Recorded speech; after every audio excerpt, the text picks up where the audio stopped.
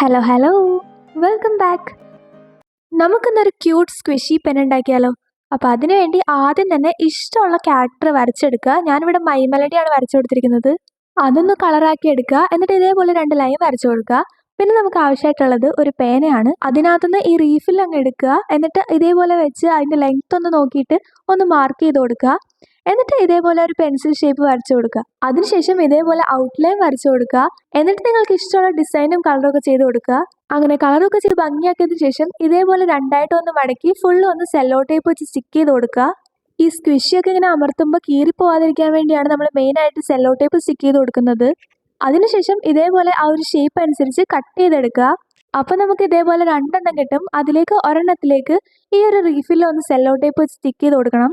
പിന്നെ ഇതേപോലെ ആ പെന്നിൻ്റെ ടിപ്പ് ഇതേപോലെ കറക്റ്റായിട്ട് ആ ഒരു ഷേപ്പിൽ വരുന്നുണ്ടോ എന്ന് നോക്കിയിട്ട് വേണം സ്റ്റിക്ക് ചെയ്യാനായിട്ട്. കാണുമ്പോൾ ഭയങ്കര കോംപ്ലിക്കേറ്റഡ് ആയിട്ടൊക്കെ തോന്നും, പക്ഷെ ചെയ്യുമ്പോൾ ഭയങ്കര സിമ്പിളാണ്.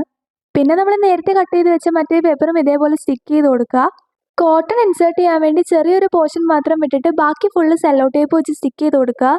അപ്പോൾ നമുക്ക് ഇങ്ങനത്തെ ഒരു സംഭവം കിട്ടും. അതിലേക്ക് നല്ല രീതിയിൽ കോട്ടൺ ഒന്ന് സ്റ്റഫ് ചെയ്ത് വെച്ച് കൊടുക്കുക. പിന്നെ ഇതിൻ്റെ ഒരു ഹാക്ക് എന്ന് പറഞ്ഞു കഴിഞ്ഞാൽ നല്ല രീതിയിൽ കോട്ടൺ വെച്ച് കൊടുക്കുക.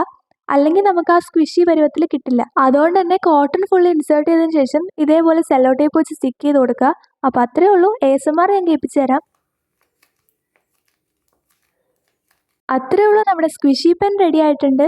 ഇതേപോലെ വെറൈറ്റി പെന്നൊക്കെ ഉണ്ടാക്കി സ്കൂളിൽ കൊണ്ടുപോകാൻ ഇഷ്ടമുള്ളവരൊക്കെ എന്തായാലും ട്രൈ ചെയ്ത് നോക്കുക. അപ്പോൾ എല്ലാവർക്കും ഇഷ്ടപ്പെട്ടെന്ന് വിചാരിക്കുന്നു. ഇഷ്ടപ്പെട്ട് കഴിഞ്ഞാൽ ലൈക്ക് ചെയ്യുക, സബ്സ്ക്രൈബ് ചെയ്യുക, കമൻറ്റ് ചെയ്യുക.